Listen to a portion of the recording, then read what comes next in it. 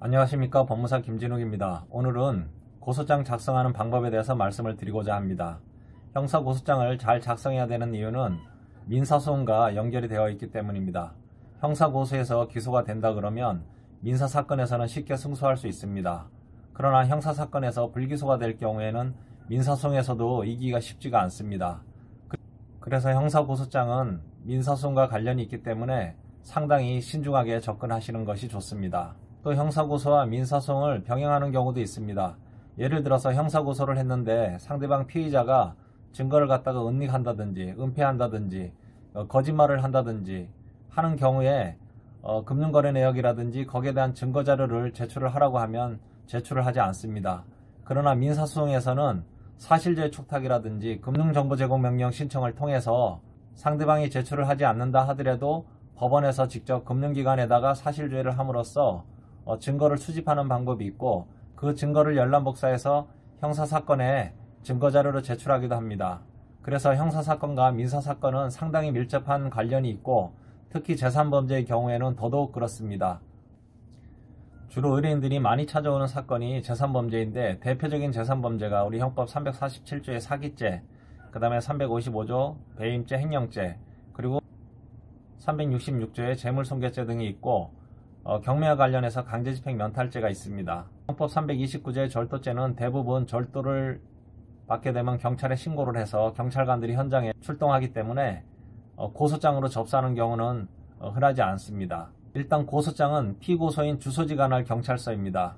일단 고소장을 경찰서에 접수하게 되면 배당이 되고 담당 조사관이 일단은 고소인을 불러서 고소인 진술을 받고 그 다음에 피고소인을 부르게 됩니다. 근데 피고소인이 만약에 출석하지 않으면 피고소인의 주소지에서 가장 가까운 지구대에서 피고소인의 주거에 소재 수사를 나갑니다. 그렇게 해서 피고소인이 연락이 안 된다 그러면 기소중지를 합니다. 그래서 고소장은 피고소인의 관할 주소지 경찰서 또는 검찰청에서 접수를 합니다. 일단 고소장을 경찰에 접수하게 되면 경찰서에서 사건이 배당이 되고 담당 조사관이 전화가 옵니다. 언제 나와서 진술하시라고. 그러면 나가서 신분증을 가지고 고소인 진술을 하고 이후에는 피고소인을 불러서 피고소인 진술을 받습니다. 그리고 만약에 대질이 필요하다 그러면 서로 대질 신문을 하고 참고인이 있다 그러면 참고인 신문을 합니다. 그리고 나서 담당 조사관이 의견서를 써서 검찰로 송부를 하게 됩니다. 담당 조사관이 검찰청에 송치를 하게 되는데 이제는 법이 바뀌어서 불기소 의견으로 송치할 경우에는 이의 신청을 할 수 있게 되어 있습니다. 이의 신청은 경찰서장한테 하게 되어 있습니다.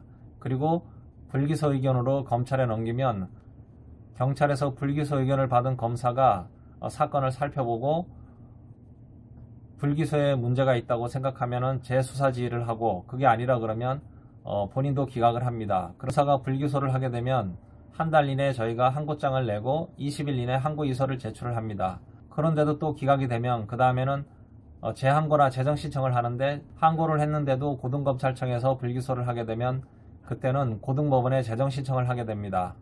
다만 재정신청서는 검찰청에 접수를 합니다.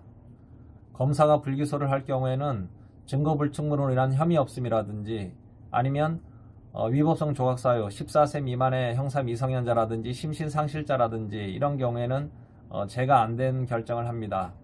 그 다음에 공소시효가 지났을 때는 공소권 없음의 결정을 합니다. 이 모든 것이 불기소 처분의 이유입니다. 만약에 담당 조사관이 기소 의견을 올리고 검찰청의 검사 또한 기소를 하게 되면 그때는 구약식 또는 구공판을 하게 됩니다. 구약식이라는 것은 약식명령, 대부분 벌금형일 때 약식명령을 신청을 하고 구공판은 형사법정에 넘기는 것입니다. 우리가 고소장을 접수하게 되면 검사의 기소 불기소까지 물론 사안의 경중에 따라서 4개월에서 6개월 정도의 시간이 소요됩니다. 그러면 고소장을 쓰는 방법에 대해서 사례와 함께 말씀을 드리겠습니다. 그럼 같이 화면을 보시겠습니다.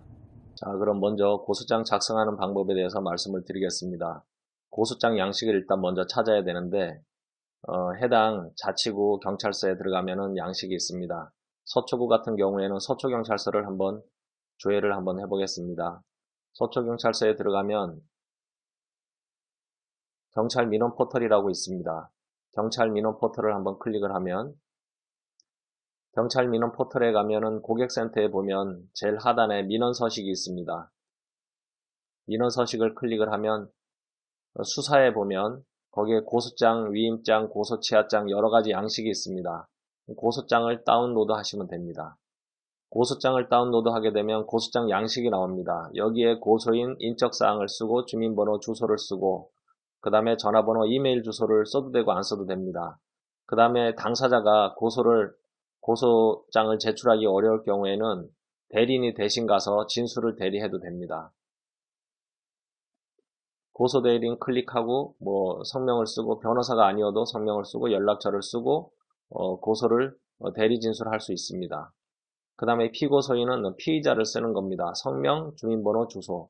인적사항을 알면 쓰면 좋겠지만 이름하고 전화번호만 알면 이름하고 전화번호라도 일단 써야 됩니다. 그 다음에 고소 취지는 제가 이따가 설명을 해드리겠지만 고소인은 피고소인을 무슨 죄로 사기죄로 고소하니 처벌해 달라 이렇게 하고 범죄 사실을 쓰고 그 다음에 고소 이유를 쓰면 됩니다. 고소장 작성 양식에 대해서는 제가 이따가 자세히 설명을 해드리겠습니다. 그 다음에 고소인은 진술로에 제출할 증거가 있다 그러면 여기에 클릭을 하시고 그 다음에 이제 수사 및 재판 여부에 있어서 중복 고소가 있으면 있다, 없으면 없다. 형사사건 중에서 관련 사건이 수사 중에 있으면 있다, 없다 이렇게 체크하시면 되고 소송 중이면은 소송 중에 있다고 클릭하시고 아니면 없다고 클릭하시면 됩니다.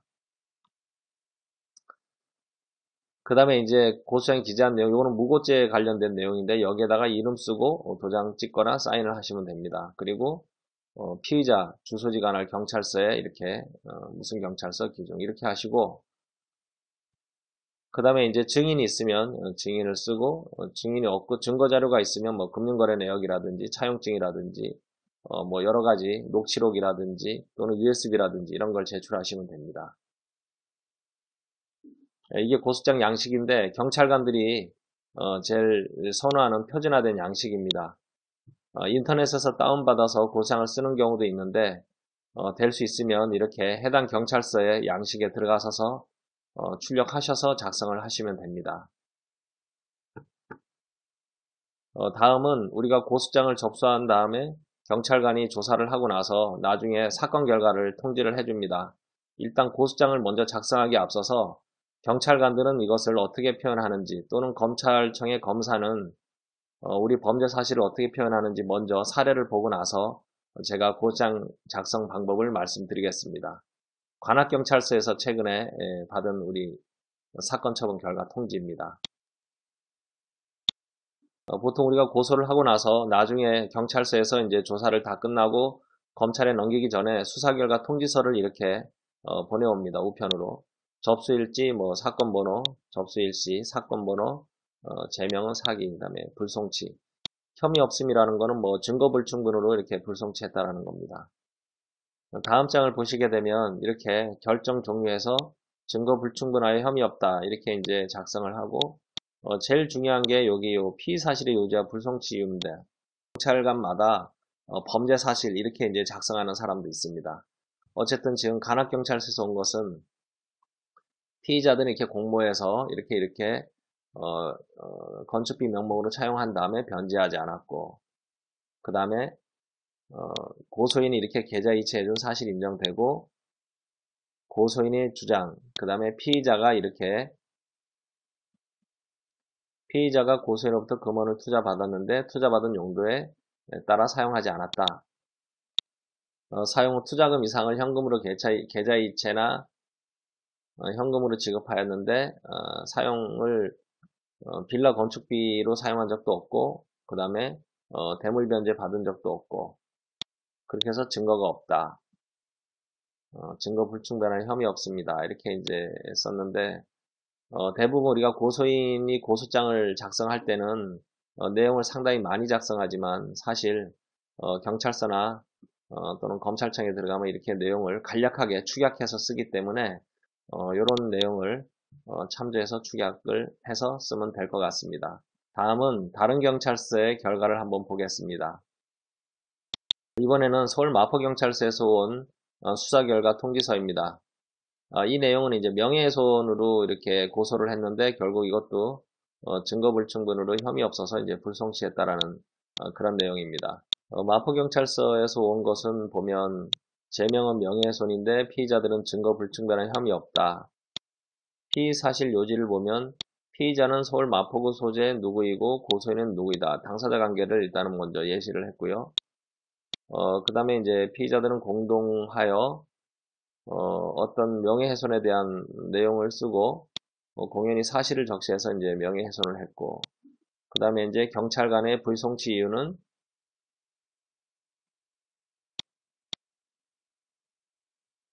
이 내용은 이제 그 경찰 간의 판단인데 명예훼손에서 상당히 중요한 내용인 것 같습니다.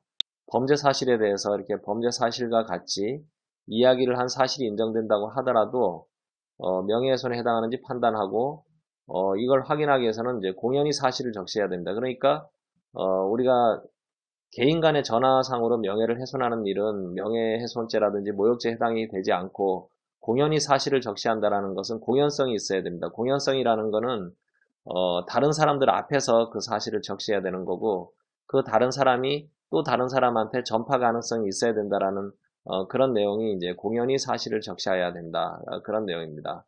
판례에 따르면 명예훼손죄가 성립하기 위해서는 사실의 적시가 있어야 되고, 사실의 적시라는 것은 진실한 사실도 해당이 되고, 우리 307조, 그 다음에 허위 사실도 해당이 됩니다. 그래서 진실한 사실이든 허위의 사실이든 사실이 적시가 되면 이는 고소인이죠. 특정인의 사회적 가치나 평가가 침해될 가능성이 있을 정도로 아주 구체성을 띄어야 되고, 어떤 사람이 범죄를 고발했다는 사실이 주위에 알려졌다 해서 고발 사실 자체만으로는 사회적 가치나 평가가 침해될 가능성이 없다라는 우리 대법원 판례가 있고요. 고발한 거 말고 그 사람을 고발해서 그 사람이 평판이 어떻게 돼 있다. 그 사람이 뭐 나쁜 사람이다라든지 이런 어떤 사회적 가치나 평가가 침해될 가능성이 있을 정도로 어떤 구체성을 띄어야 된다는 것이 대법원 판례입니다. 결국 종합하면 고소인의 진술, 참고인 진술, 피의자 진술 이렇게 해서 여러 가지 조사를 한 결과 결국 고소인들의 사회적 가치 내지 평가가 침해될 가능성이 있을 정도로 구체성을 띠고 있다고 보기 어렵다. 그래서 결국은 증거 불충분하여 혐의 없다. 이렇게 이제 결과를 통보를 해왔습니다. 다음은 다른 검찰청의 내용을 한번 보도록 하겠습니다. 이번에는 서울 북부지방검찰청의 검사가 공소장에 표시한 내용인데, 우리가 고소장을 작성하게 되면 경찰에서 조사를 한 다음에 의견서를 작성해서 이제 검찰에 넘기면 검사가 이제 공소장을 작성을 합니다. 결국은 우리가 고소를 하는 이유는 경찰서를 거쳐서 검사의 공소장 내용을 기재하는 것인데, 한번 북부지방법원의 검사가 쓴 내용을 한번 보도록 하겠습니다. 공소장 내용입니다. 공소를 제기하여 약식명령을 청구한다라는 것은 이제 구약식이라고 하는데, 이것은 이제 벌금형을 이제 청구한다고 하는 내용입니다. 그러니까 피고인이 나오고, 그 다음에 이제 이 피고인에 대해서 이자제한법 위반으로 이제 고소가 된 사건인데, 100만 원을 이제 벌금으로 이렇게 이제 한다라는 내용입니다. 요건 조금 오래된 내용인데, 옛날에 이제 최고 이자율이 연 25%다. 2014년 7월 15일 이전에는 연 30%였는데, 이 사람은 2013년 6월 28일 날 이제 4천만 원 빌려주고, 이렇게 계속해서 이제 돈을 이렇게 빌려주고, 나머지 원금 500만 원을 또 일수로 전환해서 이렇게 이제 변제받고 해서 결국은 이자제한법상의 이자율을 초과한 이자를 지급받았다. 그런 내용입니다. 북부지방법원에서 이렇게 이제 약식명령을 이렇게 내린 겁니다. 결국은, 주형은 이제 벌금 100만 원에 처하고, 벌금을 납입하지 아니하는 경우에는 이제 하루에 10만 원씩 노역장에 유치한다 라는 내용입니다. 피고인에 대하여 이 벌금의 상당 금액의 간합을 명한다라는 것은 뭐냐면, 우리가 7일 이내 정식재판 청구를 할 수가 있습니다. 정식재판 청구를 한다 하더라도 미리 간합을 하라는 그런 내용입니다. 그래서 결국은 요거는 이제 판결문에 붙은 내용인데, 요게 이제 공소장 내용과 동일합니다. 보면 범죄 사실이 저희 의뢰인이 오셔가지고 한 얘기는 내가 그 사람을 언제부터 알았고 뭐 너무 장하게 얘기를 하지만, 결국은 범죄 사실은 이렇게 간략하게 정리가 된다라는 겁니다. 그러니까 사족은 다 빼고 또 부연 설명도 빼고 명확한 어떤 사실을 고소장에 기재하는 것이 상당히 중요합니다. 다음은 또 다른 검찰청 내용을 한번 보도록 하겠습니다. 서울 동부지방검찰청의 내용입니다. 이것은 그 도박 사이트를 만들어서 사기를 친 그런 내용입니다. 검사가 쓴 공소장을 보도록 하겠습니다. 피고인 인적사항을 이렇게 쓰고 사기죄. 여기는 이제 공동정범이 있어서 피고인이 여러 명이고, 그래서 이제 체포되고, 또 정가도 공갈미수죄로 이미 이제 정가가 있는 피고인도 있고, 제일 중요한 것은 우리가 이제 그 고소장에 쓰는 내용과 동일하게, 이런 것을 참조하면 되는데, 아까 말씀드린 것처럼 장한 내용을 쓸 게 아니고, 범죄 사실을 보면, 성명불상자는 이렇게 가짜 도박 사이트를 이렇게 해서, 사이트에 가입한 사람들한테 입금을 유도하고 환전해 주지 않고 이제 편취한 그런 내용입니다.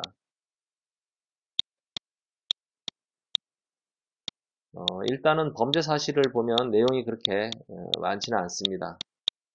그 다음에 이제 그 공범의 어떤 공동 범행에 대한 어떤 내용입니다. 이렇게 재테크 투자 부업 5배에서 10배 수익 창출 가능해서 이제 게시글 올리고 허위 사이트 주소를 알려줘서 회원 가입을 유도하고 이제 돈을 입금받는.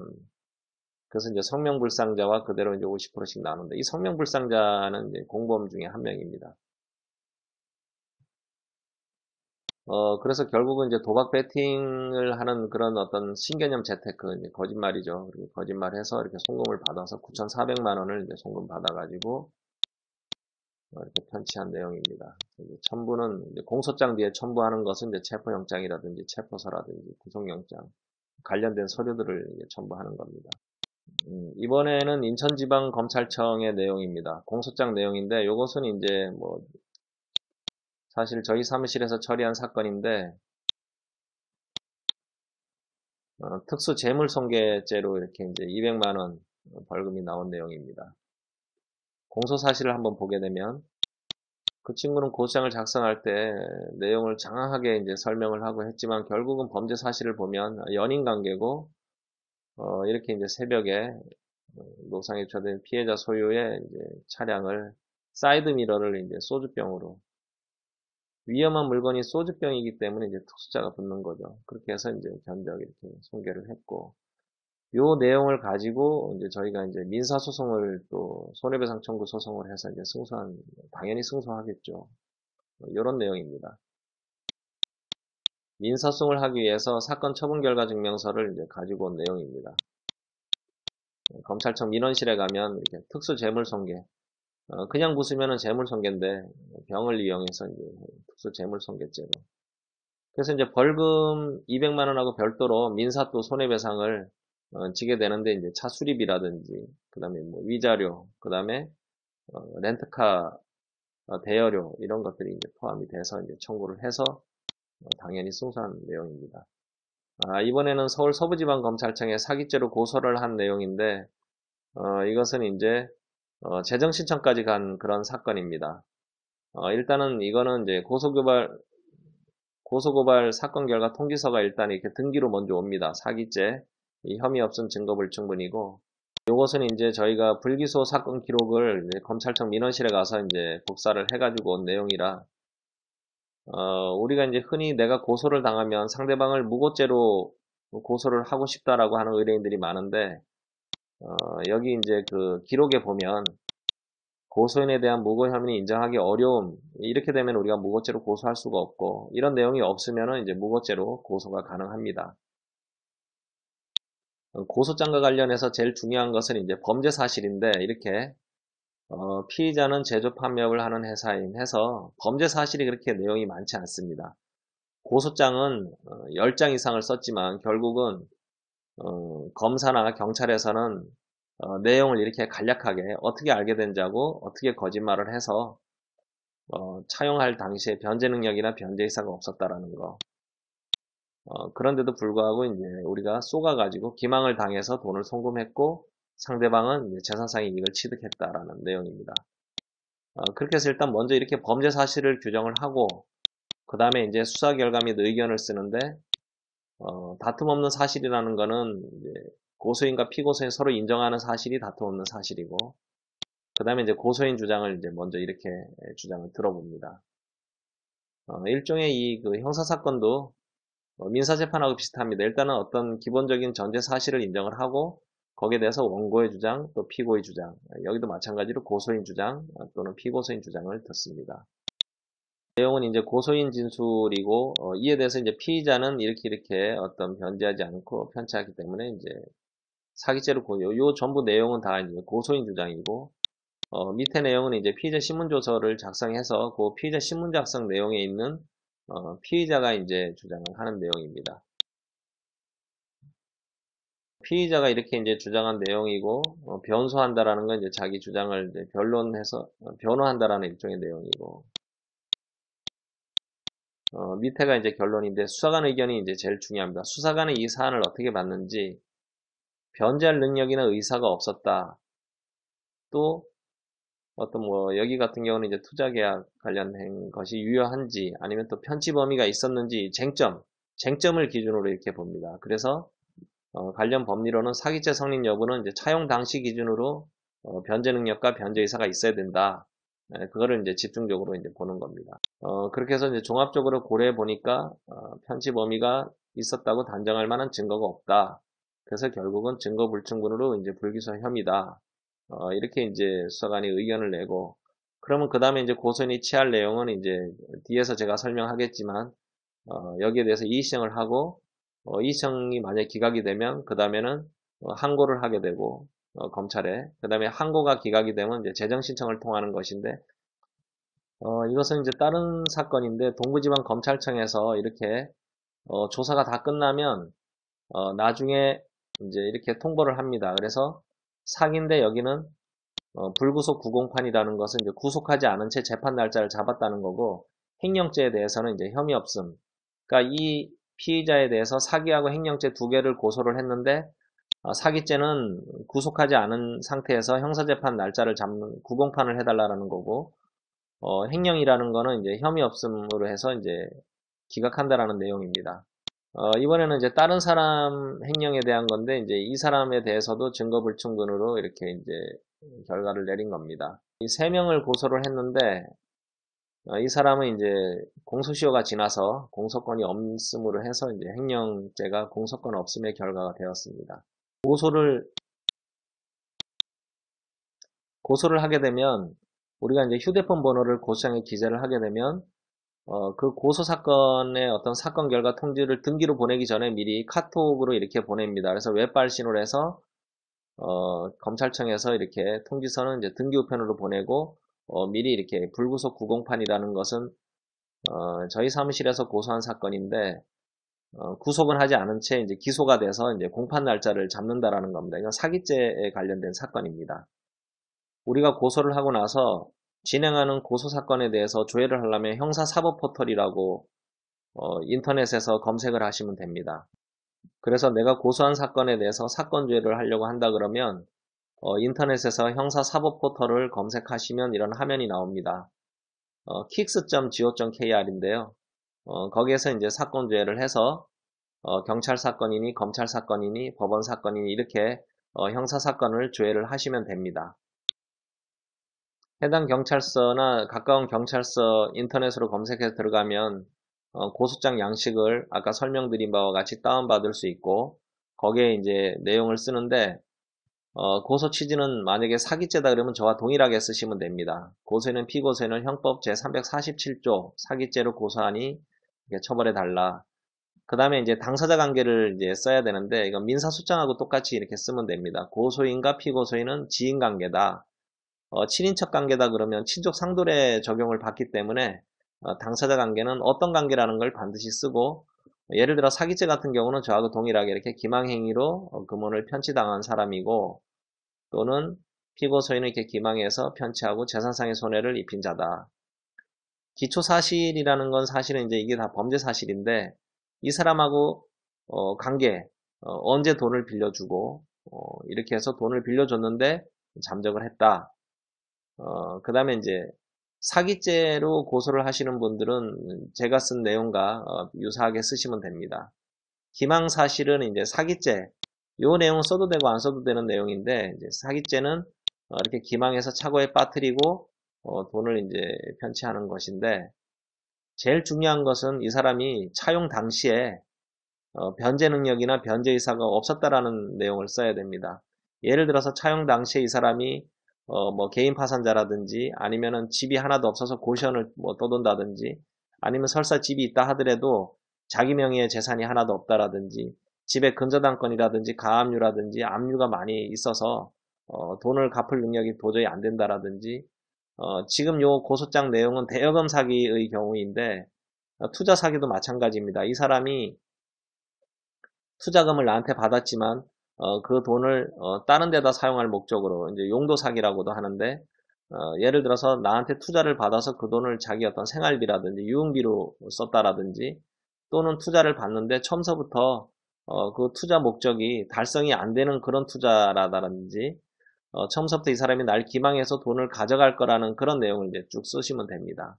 그래서 변제 능력이라든지 변제 의사가 없으면서도 이렇게 돈을 가져갔다. 그래서 사기죄에 해당이 된다. 고소 이유는 사람마다 다 다르겠지만 제가 바로 이 고소 이유에 대해서 유형별로 제가 설명을 드리겠습니다. 그래서 결국은 이런 피고소인 행위로 어떤 경제적 고통, 정신적 고통, 이중의 고통을 겪고 있고 지금까지도 돈을 갚지 않아서 이렇게 고소에 이르게 됐다. 대여금 사기는 제가 쓴 내용과 유사하게 이렇게 쓰시면 됩니다. 그리고 이제 증거 자료로는 이제 뭐 다 체크하시고, 요거는 이제 피고소인 주소지 관할인데 이렇게 쓰시면 되고, 그 다음에 이제 증거 자료를 쓰시면 됩니다. 제가 사기 유형별로 이렇게 해서 당사자 관계를 이렇게 이제 한번 적어봤습니다. 고소인은 이렇게 편취당한 사람이고, 요 내용에서 골라서 이렇게 쓰셔도 무난할 겁니다. 법인인 경우에는 이제 이렇게 쓰고, 그 다음에 이제 아파트 입주자 대표 회의인 경우에는 이제 제가 이렇게 한번 써봤습니다. 그 다음에 이제 그 사기친 사람이 여러 명일 경우에는 당사자 관계를 이제 이런 식으로 작성을 합니다. 참조를 하시면 될 것 같고요. 대여금 사기라든지 계약금 사기 또는 물품 대금, 그 다음에 선입금 사기도 이런 식으로 제가 한번 작성을 해봤는데, 제가 작성한 내용하고 동일하게 이제 동일한 경우에는 이런 식의 어떤 유형으로 작성을 하시면 됩니다. 그 다음에 이제 물류 비용이라든지 정보통신법 위반이라는 거, 그 다음에 이제 뭐 횡령도 이렇게 이제 쓰시면 됩니다. 주거 침입이라든지 명예훼손 사기라든지 정보통신망법 위반. 주로 이제 그 인터넷상에서 이제 명예를 훼손할 경우에는 그때는 이제 그 정보통신망법 위반에 해당이 됩니다. 이게 특별법이기 때문에 우리 형법에 307조의 명예훼손에 해당이 되지만 특별법으로 정보통신망법 위반에도 해당이 됩니다. 이런 식으로 일단 당사자 관계를 쓰시면 되고,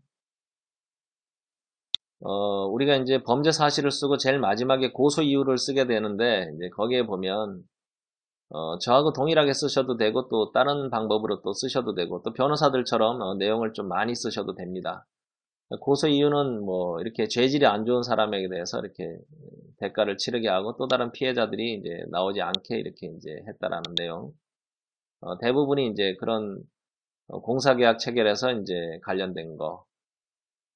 여기에 나와 있는 이 고소 이유는 이제 제가 고소장을 지금까지 14년간 뭐 수백 건을 쓴 그런 내용들을 좀 요약해서 제가 정리한 내용인데 이렇게 참조하시면 될 것 같습니다.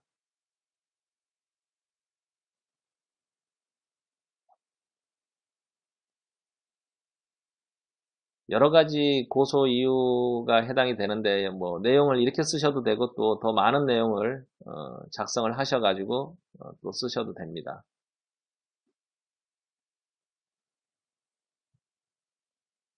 대부분이 이제 정신적인 고통을 받고 있다, 가족들이 힘들다, 그래서 이렇게 죄질이 악한 사람을 반드시 어떤 그 대가를 치르게 해야 되겠다, 또 피해자들이 또 발생하지 않게 뭐 이런 내용들이 대부분 고소 이유에 이제 해당이 됩니다.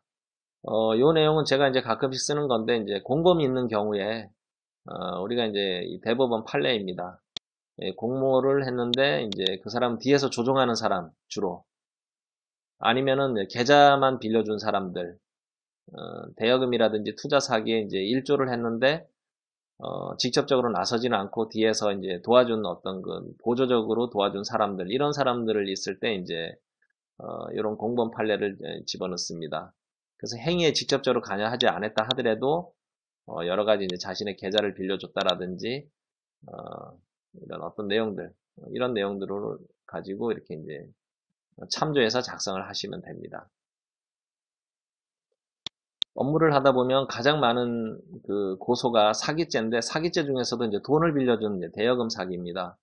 그래서 우리가 대여금 사기를 이제 다른 말로 차용 사기라고 하는데, 이 차용 사기의 이 대법원 판례가 차용 사기의 경우에 어떤 경우에 이제 사기죄가 되느냐? 대부분 대여금 사기 같은 경우는 이제 사기죄가 잘 안 되고 민사적인 어떤 그런 부분으로 해결을 해야 되는 경우가 많은데, 사기죄가 되려 그러면 행위 당시 기준으로 판단해야 된다. 그러니까 돈을 빌릴 당시에 변제할 의사나 능력이 없었다라는 그 점을 이제 입증을 해야 됩니다. 만약에 변제할 의사 능력이 있었다 그러면 그거는 이제 채무불이행에 불과하기 때문에 민사소송을 하라는 얘기입니다. 우리 법에서. 그래서 어떤 차용 당시에 변제 의사 또 차용 조건 여러 가지 이제 내용 허위 사실 뭐 아까처럼 용도를 갖다가 다른 걸로 쓰려고 했다 뭐 그런 어떤 허위 사실을 말했다는 사정이 없으면 편취 범위가 없다는 게 사기죄가 안 된다는 내용인데, 결국은 돈을 빌릴 당시에 이 사람이 여러 가지 어떤 경제적인 조건이라든지 또는 능력이라든지 변제 의사라든지, 예를 들어서 내 돈을 가지고 가서 이자를 한두 번 내다가 뭐 안 준다라든지, 또는 뭐 이자를 냈다 하더라도 그것은 자기가 벌어서 준 게 아니고 내가 가지고 있는, 내가 빌려준 돈을 가지고 일정 금액을 넣었다라든지 뭐 이런 경우에는 어쨌든 변제 능력이 없는 거죠. 그래서 이제 사기죄가 성립하는지는 돈을 빌릴 당시를 기준으로 해야 된다는 우리 대법원 판례입니다. 2012도 14516 판결입니다. 이것은 이제 제가 사기죄 유형별로 이제 고소장을 이제 작성하는데, 이제 범죄 사실을 한번 저희 사무실에서 처리한 내용을 가지고 제가 좀 변형을 해서 한번 만들어 봤습니다. 이런 식으로 이제 그 범죄 사실을 쓰면 당사자 관계를 일단 먼저 쓰고 나서 범죄 사실을 이런 식으로 이렇게 편취해 갔다.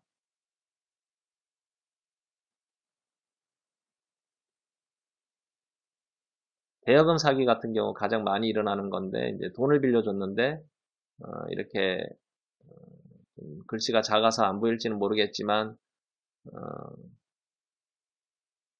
대법원 판례까지 인용해서 제가 이제 작성한 내용입니다. 물품 대금 사기입니다. 이 물품을 가지고 가서 대금을 주지 않고 그렇게 해서 이것도 이제 검찰에 기소가 된 사건입니다.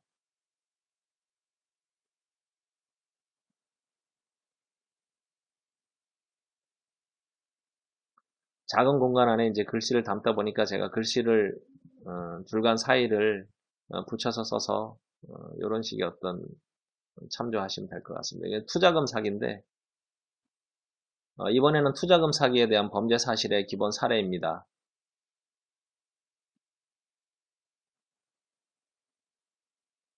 결국은 변제 능력이나 변제 의사가 없으면서 이제 가져갔다라는 건데 이렇게 해서 이제 사기죄에 해당이 될 거다. 그래서 내용을 많이 적는 것도 물론 중요하겠지만, 아까 우리가 이제 경찰이나 검찰에서 범죄 사실을 보면 간략하게 이제 정리를 했기 때문에 우리가 뭐 이 사람을 언제 어떻게 만났고 그런 불필요한 내용은 다 빼고 순수하게 어떤 그런 돈을 가져간 거, 거기에 집중을 해서 작성을 하시면 될 것 같습니다.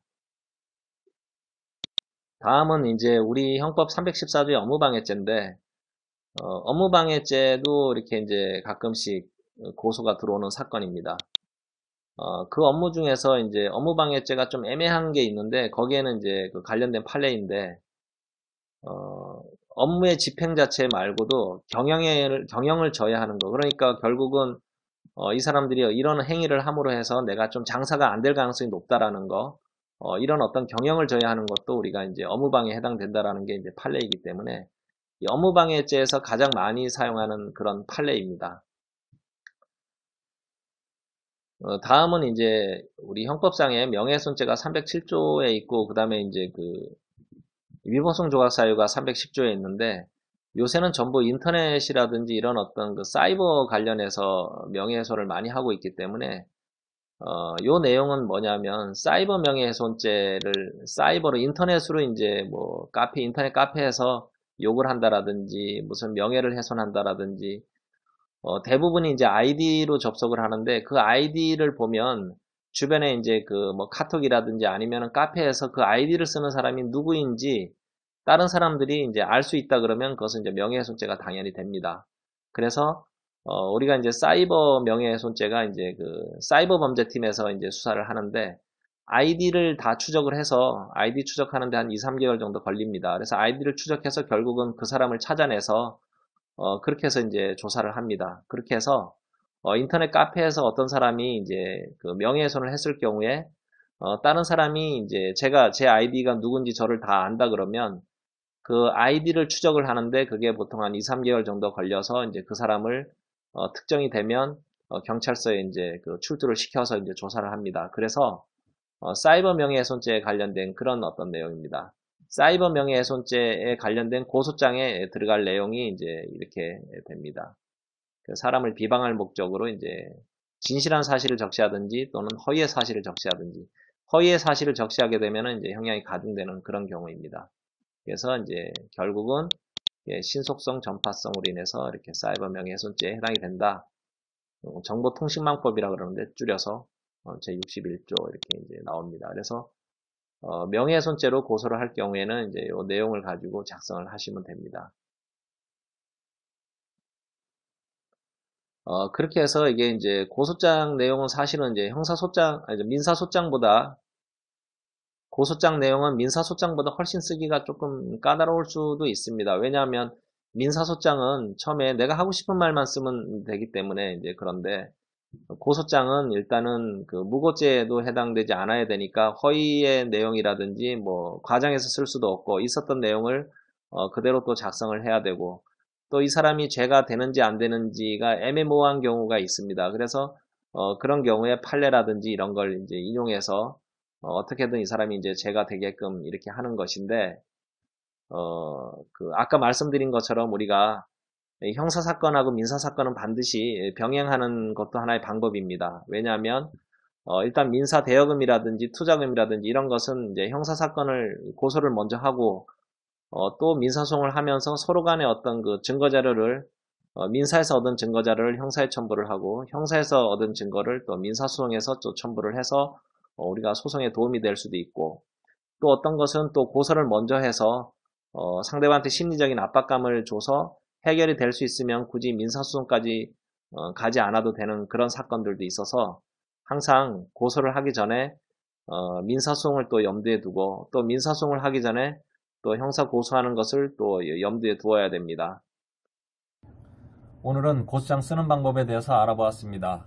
아까 말씀드린 바와 같이 어떤 사건을 처리할 때 형사사건과 민사사건을 병행하게 되면 그 효과가 배가 되는 경우가 있습니다. 형사고소를 하게 되면 상대방은 심리적인 압박감을 느끼기 때문에 합의를 하는 경우가 많습니다.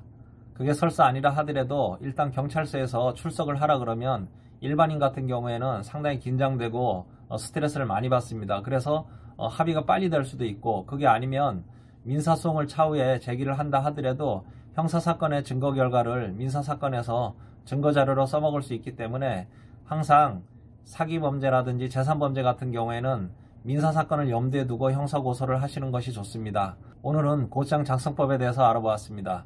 감사합니다.